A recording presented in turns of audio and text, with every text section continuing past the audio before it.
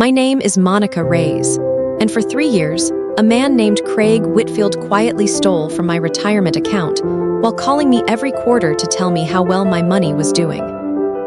This is the story of how a single spreadsheet, one that took me a weekend to build, ended his career and put him in front of a federal regulator. I want to start with some background, because I think it matters for understanding how something like this can happen to someone who isn't careless, who isn't naive, who actually pays attention to her finances. I'm an operations manager at a mid-sized logistics company. I'm good with numbers. I've never once bounced a check in my life. And I still didn't catch what Craig was doing to me for almost 3 years, because he was very, very good at making sure I never had a reason to look closely. I met Craig Whitfield through my cousin, who'd been using him for about a year and swore by him. He worked for a small, independent financial advisory firm, not one of the big national names, which at the time felt like a point in his favor, a boutique guy.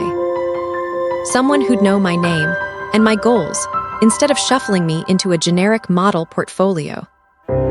I was 34, had just come into a small inheritance from my grandfather, along with my existing 401k rollover, and wanted someone to help me actually build a retirement strategy, instead of just letting my money sit in index funds I didn't fully understand. Craig was warm, patient, spent 2 full meetings just asking about my goals before he ever mentioned a single product. I trusted him almost immediately, and for the first year, that trust seemed completely justified. He set me up with what he called a balanced growth portfolio, a mix of mutual funds, some individual stocks, and a smaller allocation to what he described as alternative income vehicles, which he explained were less liquid but higher yielding, appropriate for a small slice of a long-term portfolio. I signed the paperwork. I want to be honest that I did not read every page of it as closely as I should have, because Craig walked me through it verbally. And I trusted the verbal summary more than I scrutinized the document itself. That's not a moral failing on my part. It's simply how most people relate to financial paperwork, and it's exactly the gap men like Craig are trained to exploit. Every quarter, I got a call. Every quarter, Craig told me the portfolio was performing in line with expectations. Given market conditions, which in the years I'm describing included both a strong bull run and a rocky correction. So that phrase covered a lot of ground without ever really telling me anything. I got statements too, PDFs emailed from his firm, showing account values that climbed steadily, if unspectacularly. I had no reason to think anything was wrong. My balance was going up. Not as fast as the market indexes I occasionally glanced at, but Craig always had an explanation. We're weighted more conservatively than the S&P. That's by design, he'd say. And it made sense to me at the time. Here is where the story turns, and I want to walk through exactly how I found out. Because the way I found out is the entire reason this ends with Craig losing his license, instead of just losing my business. In the fall of last year, completely unrelated to any suspicion about Craig, I was doing my annual tax organization and needed a consolidated statement showing realized versus unrealized gains for the year, because I was trying to understand my tax liability before year-end. I called Craig's office and asked for it. His assistant said she'd have to pull it together, which struck me as odd. Shouldn't that be a report their system generates automatically? It took 9 days to arrive, far longer than it should have taken for what I assumed was a standard document. When it finally came, I sat down with it on a Sunday afternoon, and something didn't add up.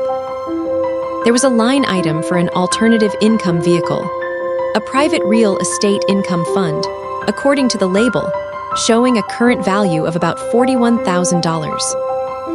I remembered, distinctly, funding that specific investment 2 years earlier with $65,000.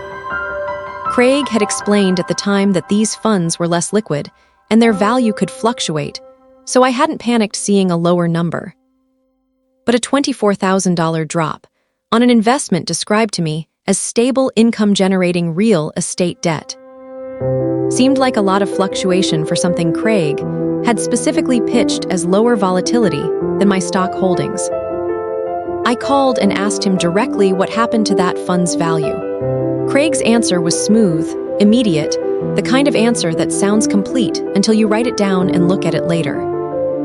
He said the fund had experienced some valuation adjustments due to interest rate pressure on the underlying real estate debt instruments, and that this was common across the sector right now, and nothing specific to our position.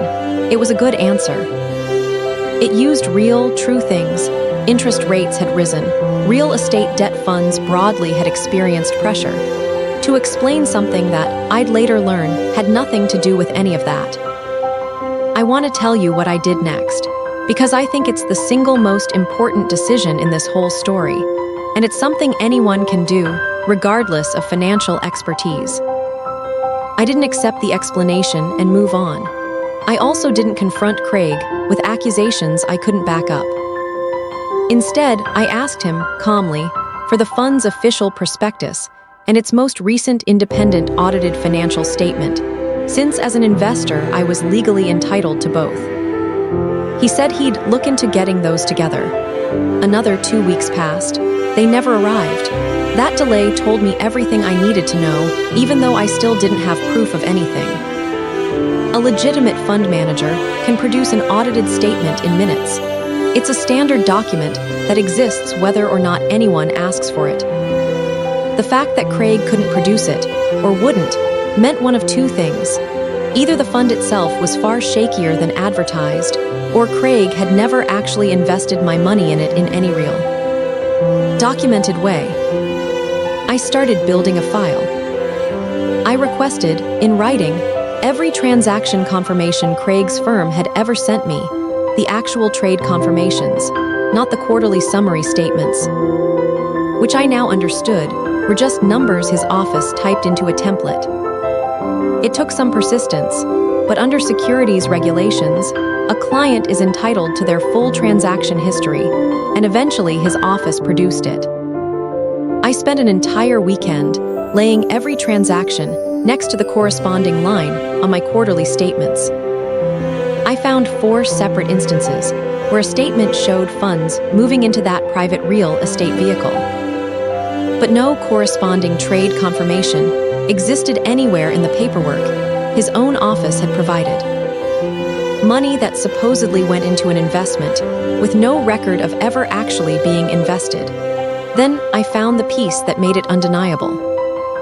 I looked up the private fund by name, the one Craig said was experiencing sector-wide valuation pressure, in my state's public investment registry. The kind of database that exists specifically so investors can verify a fund is properly registered before or after putting money into it. The fund did exist, but its total assets under management, as reported in its own regulatory filings, were less than $3 million. A fund that size should not have had capacity to absorb the amount of client money Craig had reportedly funneled into it if even a handful of his other clients were invested at similar levels to me. Something about the math didn't hold together, and I couldn't shake the feeling that this fund existed more as a label Craig attached to statements than as a place my money had actually gone. I did not call Craig again. Instead, I did something I'd never done before in my life. I filed a formal complaint and records request with the Securities and Exchange Commission, along with my state's securities regulator, laying out exactly what I've just described to you: the missing trade confirmations, the unproducible audit documents, the fund's registered assets that didn't match the scale of investment Craig claimed to have made on my behalf. I attached every statement, every email, every request I'd made, and the dates his office had failed to respond.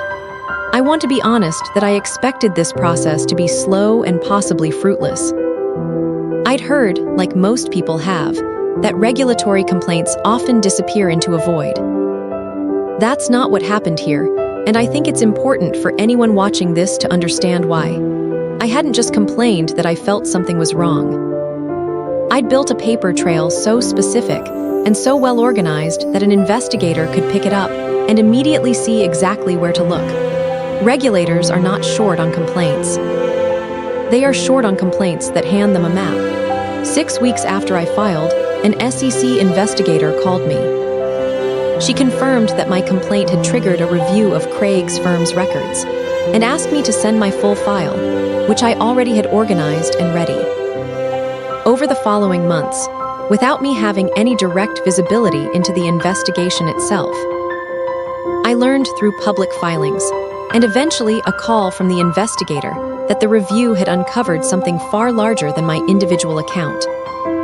Craig had been using a pattern across at least 11 client accounts, directing money that clients believed was going into that private real estate fund into what regulators would later describe as a personal trading account. Using the discrepancy between real account values and the numbers on client-facing statements to cover losses from his own bad trades, essentially borrowing from new deposits to paper over old losses. A structure that in plain terms functions like a small-scale version of a Ponzi scheme. Craig had no idea, when he gave me that smooth answer about interest rate pressure, that I would spend a weekend with a spreadsheet instead of simply accepting it. He had built his entire scheme on an assumption that's probably fair for most clients most of the time, that quarterly statements get glanced at, not audited, and that a warm, confident voice on the phone is usually enough to make a suspicious number feel explainable. He miscalculated with me, not because I'm a financial expert, but because I'm the kind of person who, once something doesn't add up, cannot let it go until it does.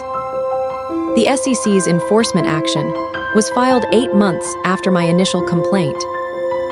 Craig Whitfield was barred from the securities industry permanently, and the firm he worked for was required to pay restitution to affected clients from a combination of its insurance policy and a court-ordered disgorgement of the money Craig had used to cover his own trading losses. I recovered the full $65,000 I'd put into that fake fund, though it took another year for the restitution process to fully conclude. Since I was one of 11 clients whose claims all had to be verified and processed, Craig was separately charged criminally in a related case, since what regulators found went beyond a civil violation into outright fraud, and as of the last update I received, that case is still working its way through the courts. I think about this whole experience often, and what stays with me isn't even the money, though obviously getting it back mattered enormously. What stays with me is how close I came to never finding out. If I hadn't needed that one specific tax document, if Craig's assistant had produced it faster, and I'd never sat with the raw numbers on a Sunday afternoon, I genuinely believe this could have continued for years, maybe until I actually needed that money in retirement and discovered, far too late, that it wasn't there. So here's what I want to leave you with, because I think it's the actual lesson underneath this story, more than the satisfaction of watching Craig lose everything he built on other people's trust. You are always entitled to your actual transaction records, not just the summary statements someone types up for you. You are always entitled to a fund's audited financials if you're invested in it. And if anyone, an advisor, a partner, a landlord, anyone holding a position of trust over something that matters to you, ever responds to a direct, reasonable question with a delay instead of a document, that delay is not nothing. That delay is information. It was the first real thing Craig ever told me, even though he never meant to say it. Craig thought a confident voice and a plausible-sounding explanation about interest rates would be enough to make me stop asking questions. He had no idea that the version of me he was talking to on the phone was already, quietly, building the file that would end his career.